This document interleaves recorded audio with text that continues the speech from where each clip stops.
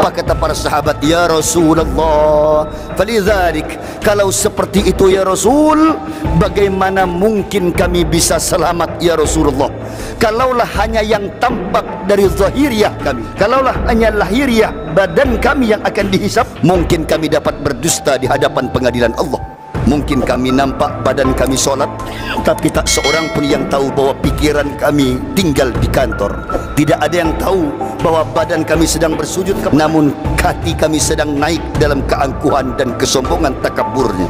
Tidak ada yang tahu ketika jasad kami bersedekah, padahal hati kami berniat untuk dilihat dan diperdengarkan kepada saudara-saudara kami. Ya Rasulullah, begitu banyak aib yang manusia tidak tahu kecuali kami dengan Allah. Kalaulah hanya yang nampak yang diperhitungkan ya Rasulullah, maka mungkin kami akan selamat. Tapi bagaimana kalau sampai hal yang tersembunyi, yang terbesit dalam hati kami pun akan Allah perhitungkan? Fa ayyulana min sabil ya Rasulullah. Kira-kira apakah ada jalan kami akan selamat ya Rasulullah, kalau sampai yang ada di dalam hati kami pun, kecemasan kami terhadap dunia, kecemasan kami terhadap pangkat, ketakutan kami kehilangan mal, ketakutan kami kehilangan keluarga, ketakutan kami kehilangan komunitas, ketakutan kami jatuh miskin ketika membela agama Allah, ketakutan kami kepada selain Allah, khauf kami yang tidak lagi hanya kepada Allah. Mulai saat ini rasa takut kami tidak lagi hanya kepada Allah, tapi sudah bercampur dengan takut kehilangan jabatan, takut kehilangan pekerjaan, takut kehilangan komunitas, takut kehilangan pengaruh, takut kehilangan kemuliaan dan sebagainya. Kalau semua itu akan Allah hisab ya Rasulullah.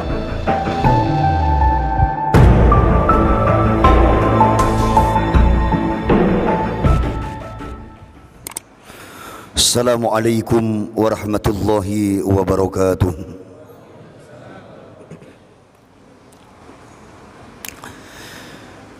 إن الحمد لله الذي نحمده ونستعينه ونستغفره ونعوذ بالله من شرور أنفسنا وسيئات أعمالنا والحمد لله الذي وسع كل شيء برحمته وعم كل حي بفضله ومنته وكرامه وخضعت الخلائق لكبريائه وعظمته يسبح الرعد بحمده والملائكة من خيفته أحمده سبحانه وتعالى وأشكره وأشهد أن لا إله إلا الله وحده لا شريك له في ربوبيته وألوهيته وأسمائه وصفاته وأشهد أن سيدنا ونبينا محمدا عبد الله ورسوله وخيراته بين خلقه صلى الله وسلم وبارك عليه وعلى آله وأصحابه ومن تبعهم بإحسان إلى يوم الدين آمين يا رب العالمين. وقال عز وجل في كتابه الكريم أعوذ بالله من الشيطان الرجيم بسم الله الرحمن الرحيم لا يستوي أصحاب النار وأصحاب الجنة أصحاب الجنة هم الفائزون لو أنزلنا هذا القرآن على جبل لرأيته خاشعا متصدعا من خشية الله وتلك الأمثال نضربها للناس لعلهم يتفكرون. وقال أيضا في كتابه الكريم يا أيها الذين آمنوا اتقوا الله حق تقاته ولا تموتن إلا وأنتم مسلمون. حاضرين أوصيكم ونفسي بتقوى الله وطاعته فقد فاز من اتقى وخاب من طغى واعلموا أن التقوى سبيل الفلاح واعلموا أن التقوى سبيل الصالحين واعلموا أن التقوى أساسية الشرعية واعلموا أن الله يدخل من كان في قلبه مثقال ذرة من الإيمان والتقوى في الله. Sesungguhnya Nabi Muhammad SAW mengingatkan kepada kita bahawa standar minimal orang-orang akan selamat di hadapan Allah ialah mereka yang mengucapkan la ilaha illallah Muhammadur Rasulullah sallallahu alaihi wasallam. Sehingga Rasulullah mengabarkan dalam hadis yang sahih bahawa kata Imam Muslim mengabarkan bahawa yakhruju minan nar man kana fi qalbihi mithqala dzarratin minal iman, akan diangkis dan dikeluarkan dari neraka orang yang memiliki sebesar atom dan zarrah sekalipun perasaan iman di mana mereka pernah percaya kepada Allah Subhanahu wa taala. Dan senada dengan ini Nabi mengingatkan kepada kita man akhiru kalamihi la ilaha illallah dakhalal jannah. Orang yang di akhir hayatnya dia mampu mengucapkan la ilaha illallah, dakhalal jannah, dikabarkan oleh Rasulullah bahawa ia akan masuk ke syurga dalam semua keadaannya dengan kehendak Allah Subhanahu wa taala. Ini isyarah kepada kita orang-orang yang beriman bahawa la ilaha illallah adalah asas perkara yang mendasar yang tidak dapat ditawar dengan apapun. Inilah asas ya syariah, pondasi dalam beragama. Sehingga suatu ketika ja'a rajulun, datang seorang laki-laki yang begitu hitam rambutnya dengan pakaian yang sangat putih, sehingga kata Umar bin Khattab dalam hadis yang diriwayatkan oleh beliau mengabarkan, karena ini hadis dari Umar bin Khattab, kami tidak seorang pun laisa ahadim minna ya'rifu man hu, tidak ada seorang pun di antara kami yang tahu siapa laki-laki yang datang kepada Nabi itu. Tiba-tiba laki-laki itu datang, fa asnada rukbatayhi ila rukbatin Nabi, lalu ia menempelkan dua lututnya. Nabi sedang duduk di hadapan sahabat seperti ini, Nabi sedang duduk di depan beliau, tiba-tiba di hadapan sahabat datang seorang laki-laki yang kami tidak tahu, begitu hitam rambutnya, begitu putih wajah dan pakaiannya, seorang di antara kami pun tidak tahu siapa laki-laki itu. Anehnya, fa asnada rukbatayhi ila rukbatin Nabi, tiba-tiba ia menempelkan kakinya saat Nabi sedang bersila seperti ini, dia menempelkan lututnya kepada lutut Nabi sallallahu alaihi wasallam. Fa sa'ala ya Rasulullah allamani anil Islam, ya Rasulullah akhbirni anil Islam, ajarkan aku tentang Islam, kabarkan aku apa itu Islam. Maka Rasulullah menjawab dalam hadis yang kita pahami bersama, bunyal Islamu ala khamsin, sungguh Islam itu dibangun atas 5 dasar, yaitu syahadatu an la ilaha illallah wa anna Muhammadar Rasulullah wa iqamus salah wa ita'uz zakah wa shaum Ramadan wa hajjul bait man istata'a ilaihi sabila. Ya Rasulullah akhbirni anil iman. Saddaqta ya Muhammad, kata beliau, saddaqta ya Rasulullah, benarlah engkau ya Rasul bahawa rukun Islam itu ialah 5 perkara yang engkau kabarkan. Fa'ajabna, kata Umar bin Khattab, kami jadi kagum, ada seorang laki-laki yang datang bertanya, kami tidak kenal siapa orang itu. Setelah bertanya, dia justru berkata, benar engkau ya Muhammad, seolah-olah dia lebih mengerti dari Nabi Muhammad. Dia bertanya dan dia membenarkan. Kami semakin takjub kepada laki-laki ini. Kemudian ia datang mengajukan pertanyaan yang kedua, akhbirni anil iman ya Rasulullah, kabarkan kepadaku apa itu iman. Rasulullah menjawab, an tu'mina billahi wa malaikatihi wa kutubihi wa rusulihi wal yaumil akhir bil qadri khairi wa syarrihi minallahi ta'ala. Saddaqta ya Rasulullah. Setelah dikabarkan rukun iman itu ada 6, maka ia menjawab lagi, betul engkau wahai utusan Allah. Dan yang ketiga ia bertanya, dan pertanyaan ini Nabi Muhammad tidak dapat menjawabnya. Ya Rasulullah akhbirni matas sa'ah, tolong kabarkan kepadaku kapan kiamat itu akan terjadi. Tabunar yang matura, kapan duh Kanjeng Rasul tina kiamat pun tabunar yang matura, kapan lek orang tiang Jawa niku waktu telepon kiamat itu akan terjadi kapan. Maka Rasulullah menjawab, mal mas'ulu anha bi'a'lama minas sa'ilil, tidaklah orang yang kau tanya ini lebih mengetahui daripada engkau yang bertanya. Dan semua sahabat terdiam, tetapi kata Rasulullah, idzan ya Rasulullah akhbirni, kabarkan kepadaku an asyaratiha, tentang syarat-syarat kiamat itu akan terjadi. Lalu Rasulullah menjawab, kalau kiamat aku tidak pernah tahu kapan terjadi, tapi tanda-tanda mendekati kiamat itu adalah keahlianku, karena Allah telah memberikan kabar kepadaku tentang asyaratis saat, tanda-tanda kiamat itu akan terjadi. Terlepas dari semua pembahasan ini, saudaraku yang dimuliakan Allah, yang khatib ingin titik beratkan sebagai substansial daripada perkara dakwah yang ingin khatib sampaikan ialah bahawa la ilaha illallah merupakan standarisasi aqallul iman, ialah perkara iman yang paling rendah yang tidak boleh ditukar dengan apapun. Maka khatib berkesimpulan yang pertama ialah, benar kata Allah ketika Allah mengabarkan la tamutunna illa wa antum muslimun, janganlah engkau mati kecuali engkau dalam keadaan beragama Islam. Lalu pesan ayat yang kedua, Allah mengabarkan innad dina indallahil Islam, agama yang Allah terima hanya agama Islam. Dan Allah menekankan lagi, wa may yabtaghi ghairal islami dinan falan yuqbala minhu wa huwa fil akhirati minal khasirin. Orang yang mencari agama selain Islam, Allah tidak akan pernah menerima itu agama. Dan ini untuk mentaukidkan, meyakinkan kita bahwa agama di mana kita berada dalam keyakinan ini adalah agama satu-satunya yang diridhoi oleh Allah Subhanahu wa taala.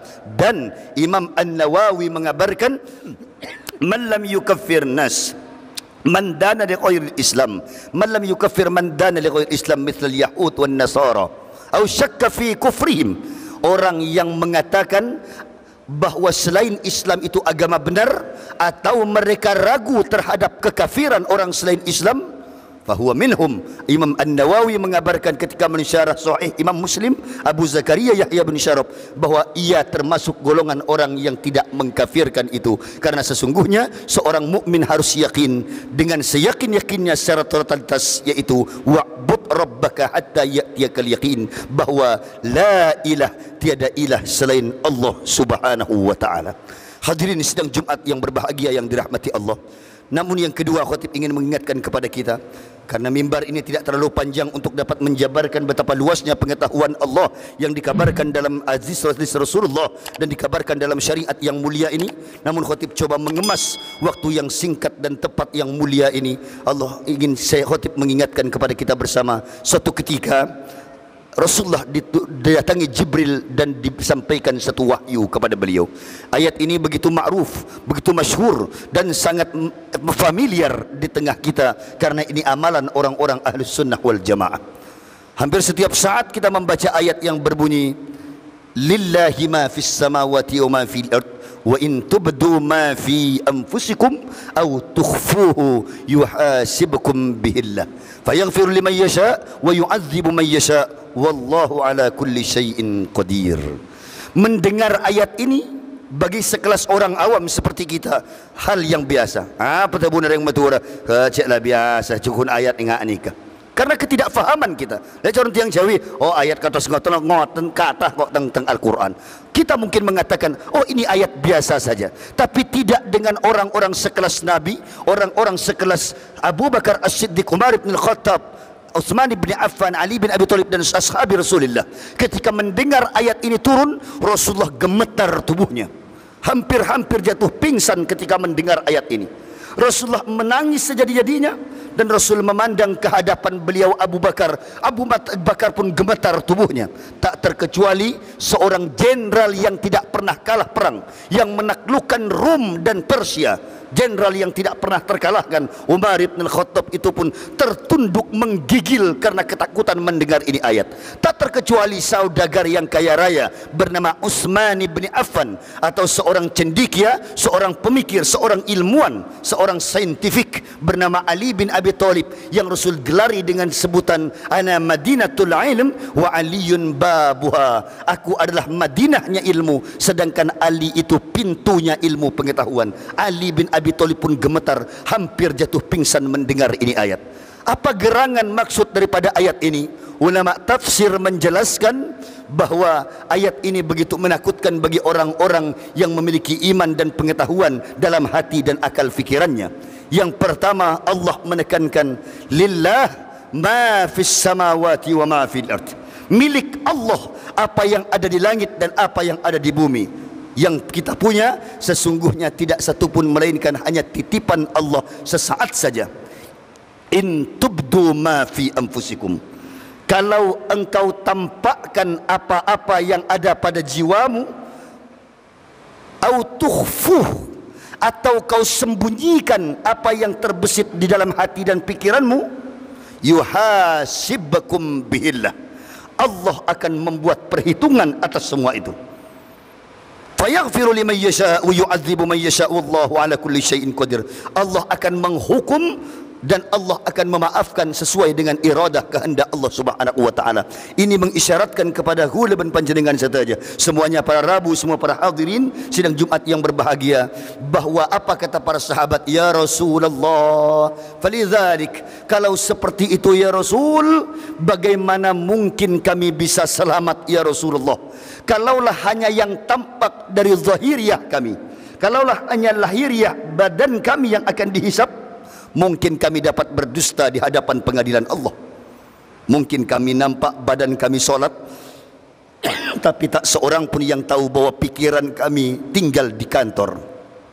Tidak ada yang tahu bahwa badan kami sedang bersujud kepada kami, namun hati kami sedang naik dalam keangkuhan dan kesombongan takaburnya. Tidak ada yang tahu ketika jasad kami bersedekah, padahal hati kami berniat untuk dilihat dan diperdengarkan kepada saudara-saudara kami. Ya Rasulullah, begitu banyak aib yang manusia tidak tahu kecuali kami dengan Allah. Kalaulah hanya yang nampak yang diperhitungkan ya Rasulullah, maka mungkin kami akan selamat. Tapi bagaimana kalau sampai hal yang tersembunyi, yang terbesit dalam hati kami pun akan Allah perhitungkan? Fa ayyulana min sabil ya Rasulullah.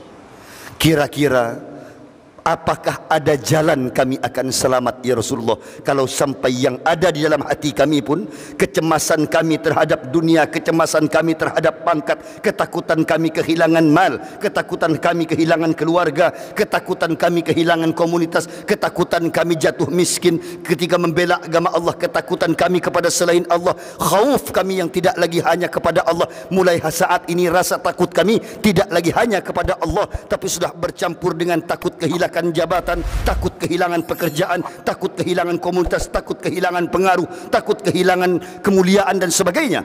Kalau semua itu akan Allah hisab ya Rasulullah, apa mungkin kami akan selamat ya Allah ya Rasulullah?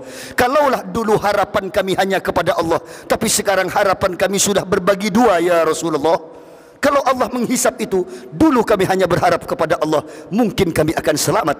Tapi bagaimana ketika kami sudah mulai berharap terhadap atasan kami? Bagaimana ketika kami sudah berharap kepada pemerintah? Bagaimana ketika kami sudah berharap dan yakin bahwa makan kami dari pekerjaan kami? Bagaimana kami kalau meyakinkan rizki itu datang dari usaha kami dan bukan dari indallah? Bagaimana ketika kami berharap bahwa ada selain Allah yang mampu mencukupkan hajat kami, padahal kami mengucapkan setiap saat hasbunallah wa ni'mal wakil, ni'mal maula wa ni'man nasir. Lisan kami mengatakan cukup bagi kami Allah, tapi hati kami punya syak, rasa ragu terhadap kebesaran Allah ya Rasul. Kalau itu pun akan dihisap, bagaimana keadaan kami di hari kiamat kelak? Semuanya menangis. Namun kata Rasulullah sallallahu alaihi wasallam, tenanglah engkau wahai sahabatku. Ini keadaan sahabat pada zaman fi asri Rasulullah. Bagaimana ketakutan mereka menghadapi kubur, bagaimana ketakutan mereka menghadapi barzah, karena anna azabahu haq, anna na'imahu haq, wa anna liqa Allahi ahli haq haqqun. Nikmat kubur itu benar adanya dan azab kubur itu benar adanya.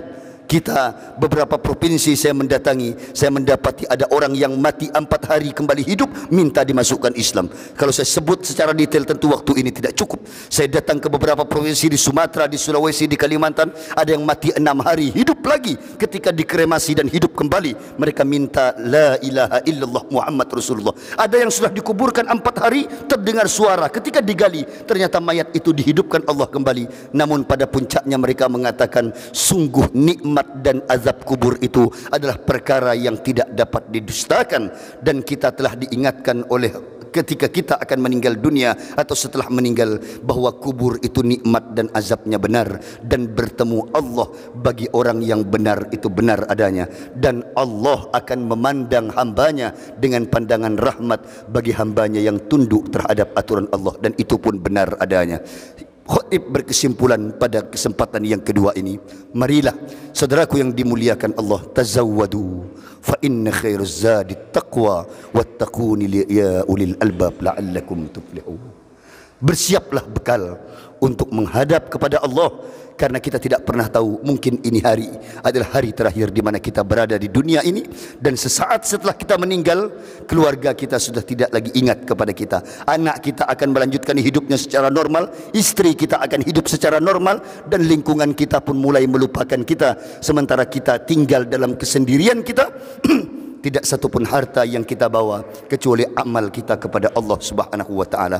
Maka khatib mengingatkan kepada kita bersama, a'maru ummati ma baina sittina was sab'in. Umur kulaban panjenengan, umur kula kalian jenengan setanten tidak lama kata Nabi. Ma baina sittin was-sab'in. Mun tak sebitek petong polo. Kalau ndak 60, 70. Wa ma baina dzalik. Antara 60 dan 70 itulah umur umatku. Wa aqalluhum, sangat sedikit di antara mereka yang mampu melampaui umur daripada 70 tahun itu. Apa yang ingin khutib sampaikan? Bahwa dunia ini sesaat, kalaupun kita menikmatinya, kalaupun kita menderita, sesaat pula adanya. Jangan gadaikan iman kita dengan dunia yang sesaat ini, insya Allah. Semoga Allah memberkahi kita dan menjadikan kita sebagaimana yang kita niatkan. Amin ya rabbal alamin. Menutup khutbah saat ini, khutib berkesimpulan yang ketiga. Saudaraku yang dimuliakan Allah, tidak ada amalan yang paling bernilai dan paling diharapkan oleh orang yang telah meninggal dunia sebagaimana yang dikabarkan dalam Al-Quranul Karim, wa anfiqu mimma razaqnakum min qabli an ya'tiya ahadakumul maut fayaqul rabbi laula akhartani ila ajalin qarib fa asaddaqa wa akum minas salihin. Orang mon ada pak ke umur, tak ada umur, sudah meninggal tinggal umur, sudah meninggal dunia. Yang mereka mintakan atamanna, hanya satu harapan hayalan mereka, ya Allah, rabbi akhirni li ajalin qarib fa asaddaqa wa akum minas salihin. Tolong tunda kematianku barang sesaat saja, 1 jam saja, atau hidupkan aku kembali ke dunia sesaat saja, maka aku akan bersedekah sebanyak-banyaknya dan aku ingin menjadi orang yang baik. Inilah mimpinya orang yang telah meninggal. Permintaan mereka setiap saat, ya Allah, oh di akihulah teka sesaat, ya Allah, ingin ku sedekahkan semua harta yang aku punya dan aku ingin menjadi orang yang baik, ya Allah. Karena karakteristik dasar manusia ialah Allah jadikan laha ma kasabat wa 'alaiha maktasabat. Ulama tafsir menjelaskan dua kalimat ini dengan akar yang sama tetapi dengan kaidah isim yang berbeda, kalimat fi'il yang berbeda. Yang pertama untuk kebaikan laha ma kasabat, kata ulama tafsir. Untuk kebaikan Allah menggunakan kalimat kasabat, manusia baginya apa yang dia kerjakan. Tetapi untuk keburukan Allah menggunakan kalimat wa 'alaiha maktasabat, baginya pula apa yang dia usahakan dari keburukannya. Manusia punya karakter dasar, semua kita ialah condong pada kebaikan. Ini fitrah dasar manusia. Senang kepada sedekah, senang ketika diketahui kita orang baik, senang diketahui kita wangi, senang diketahui kita bersih, senang diketahui kita bukan ahluz zina. Kita malu jika dikatakan pendusta, kita malu dikatakan kidib, kita malu kalau dikatakan pengkhianat. Kita senang menjadi orang yang amanah. Kita senang ketika anak-anak kita tahu kita orang baik sebagai orang tua. Kita senang ketika masyarakat tahu kita orang baik. Ini kecenderungan dasar fitrah manusia, fitratullah allati fataran nas 'alaiha. Maka Allah menggunakan kalimat baginya apa yang dia kerjakan, karena manusia untuk berbuat baik itu enteng dan senang kalau diketahui orang banyak. Ini fitrah manusia. Tapi untuk keburukan 'alaiha maktasabat, manusia perlu berikhtiar, perlu berusaha untuk berbuat buruk. Untuk berjudi manusia perlu sembunyi-sembunyi. Untuk berzina ia mencoba menutup, jangan sampai ada seorang pun yang tahu daripada aib yang ia kerjakan. Ketika ia mencuri hak-hak rakyat atau khianat terhadap janji-janjinya, ingkar terhadap amanah, maka mereka menutupnya serapat mungkin. Karena memang karakter dasar manusia, mereka berusaha untuk berbuat jahat. Kenapa? Karena berbuat jahat itu bukanlah karakter dasar manusia. Maka inilah yang ingin khotib sampaikan di akhir kesempatan ini. Semua kita punya kesempatan untuk menjadi baik, dan Allah memanggil kita, qul ya ibadiyalladzina asrafu ala anfusihim la taqnatu min rahmatillah innallaha yaghfirudz dzunuba jami'a. Hei orang-orang yang telah melampaui batas dalam berbuat dosa, bukan dosanya yang main-main, dosa sedikit, bukan, tapi yang Allah panggil alladzina asrafu ala anfusihim, yang telah melampaui batas dalam berbuat dosa. Bukan main-main dosa ia kerjakan. La taqnatu min rahmatillah. Cak peka, jangan putus harapan kita kepada Allah. Innallaha yaghfirudz dzunuba jami'a. Datanglah kepada Allah atau kalaban taubat nasuha, Allah akan mengampuni kita, dan Allah mengabarkan semua dosamu akan aku ampuni. Dan Rasulullah mengabarkan at-taibu minadz-dzambi kaman la dzambalah. Sekiranya engkau datang dengan dosa seperti buih di tengah lautan, busa di tengah lautan, demi Allah ampunanku lebih luas daripada lautan yang di mana busa buih itu ada di tengah-tengah dia. Ini gambaran Allah menerima taubat kita. Dan menutup pesan ini, khatib mengingatkan dalam Kitabul Ahkam, Ibnu Athaillah As-Sakandari mengingatkan dalam kajian Ma'rifat dan Tasawuf, apa kata beliau? Min alamatil i'timadi 'alal a'mal nuqsanur raja inda wujudiz zalal. Tidak ada orang yang bisa masuk syurga karena amalnya, maka masuknya syurga kita karena besarnya rahmat Allah. Belas senaku Allah Gusti Allah de abakna saja kepada kita semua. Inilah yang membuat kita bisa masuk surga. Maka kata Imam Ibnu Athaillah As-Sakandari, di antara ciri orang yang bergantung pada amalnya ialah mereka berputus asa dari rahmat Allah karena amal mereka yang sedikit, lalu mereka merasa tidak pantas di hadapan Allah, lalu tidak mau menyembah Allah. Tidak demikian adanya. Saudaraku, sekalipun kita orang-orang yang mungkin pernah berbuat dosa besar, datanglah dan menangislah kepada Allah. Nyoon pangapura, tetesan air mata kita akan memadamkan api neraka Allah. Perbanyak bersedekah demi Allah, Allah akan balas dengan berlipat ganda. Jaga solat malam kita, jaga berjamaah kita, jangan khianat terhadap amanah, jangan zalimi rakyat kita, jangan sampai kesempatan sesaat ini dijadikan hal yang akan membuat kita menyesal untuk selama-lamanya di akhirat. Barakallahu li wa lakum fil Qur'anil azim, nafa'ani wa iyyakum bima fihi minal ayati wadh-dhikril hakim. Taqabbalallahu minni wa minkum tilawatahu innahu huwal ghafurur rahim. Allah ya Rahman.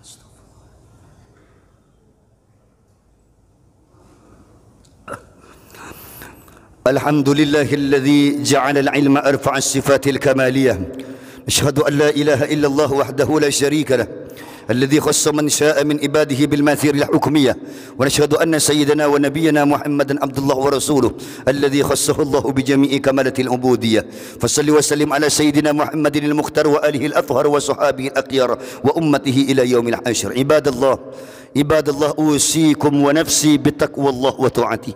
أوصيكم ونفسي بتقوى الله وطاعته. أوصيكم ونفسي بتقوى الله وطاعته.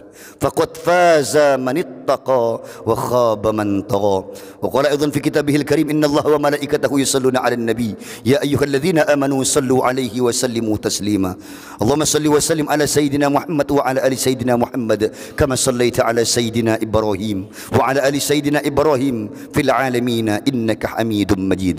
اللهم اغفر للمؤمنين والمؤمنات والمسلمين والمسلمات الأحياء منهم والأموات إنك سميع قريب مجيب الدعوات يا قاضي الحاجات. Ya Allah, petan kau nyoon da ajunan ya Allah, memohon keharibaanmu ya Rabb dalam tengadah tangan kami, dalam simpuh kaki kami mengemis kepada Engkau ya Allah. Ampuni sebesar apapun dosa umat Islam dan umat orang-orang yang beriman ya Allah, baik yang hidup maupun yang telah pulang menghadap Engkau. Di antara mereka Engkaulah pengabul semua hajat ya Allah.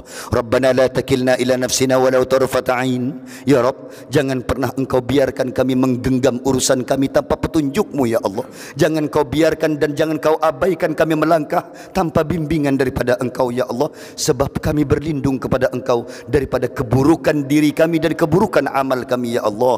Ya Allah, Rabbana ربنا هب لنا من أزواجنا وذريتنا قرة أعين واجعلنا للمتقين إماما.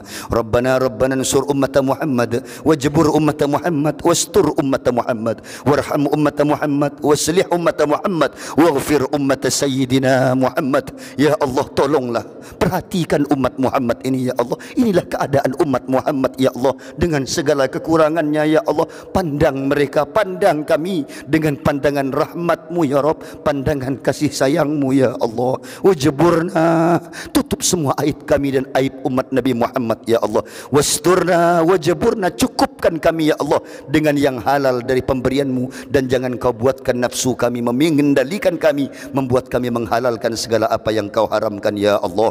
Ya Allah, irhamna waslihna waslih ummat Sayyidina Muhammad. Sayangi kami ya Allah, perbaiki urusan dunia, akhirat dan agama kami ya Allah, yang kami akan kembali kepadanya dengan membawa ini agama ya Allah. Waghfir lana wa li jami' ummat sayyidina Muhammad. Ampuni dosa kami sebesar apapun ya Rabb, dan semua dosa umat Sayyidina Muhammad. Selamatkan bangsa ini daripada disintegrasi dan perpecahan ya Allah. Selamatkan bangsa ini dari perpecahan. Selamatkan dari bangsa ini daripada orang-orang zalim yang ingin merusaknya ya Allah. Selamatkan bangsa ini dari semua hal yang membuat mereka terjerumus kepada kezaliman, kefasikan, kemaksiatan kepada Engkau ya Allah. Ya Allah, ihdinas siratal mustaqim. Tutu ya Allah, bimbing kami ke jalan Engkau ya Allah, jalan Engkau yang lurus ya Allah. Condongkan hati kami kepada Engkau ya Allah. Buat kami memiliki guru yang membuat kami semakin takut kepada Engkau. Beri kami ilmu yang membuat kami semakin takut, semakin dekat kepada Engkau. Beri kami harta dan pekerjaan yang membuat kami semakin dekat dan semakin takut kepada Engkau ya Allah, dan semakin bermanfaat dan bernilai bagi sesama ya Allah. Rabbana hablana min azwajina, buka mati hati keluarga kami ya Allah, anak keturunan kami, lingkungan kerabat kami ya Allah. Ya Allah, jadikan kami meneladani orang yang takwa dan menjadi teladan bagi orang-orang yang bertakwa. Sallallahu ala Muhammad wa alihi wasallam wa khtimna bi husnul khatimah. Berkat salawat kepada Nabi Muhammad ya Allah, akhiri hidup kami dengan husnul khatimah, husnul khatimah, husnul khatimah. Walhamdulillahi rabbil alamin. Ibadallah, إن الله يأمر بالعدل والإحسان وإيتاء ذي القربى وينهى عن الفحشاء والمنكر والبغي يعظكم لعلكم تذكرون فاذكروا الله العظيم يذكركم واشكروه على نعمه يزدكم واسألوه من فضله يعطيكم ولذكر الله أكبر والله يعلم ما تصنعون. أقم الصلاة.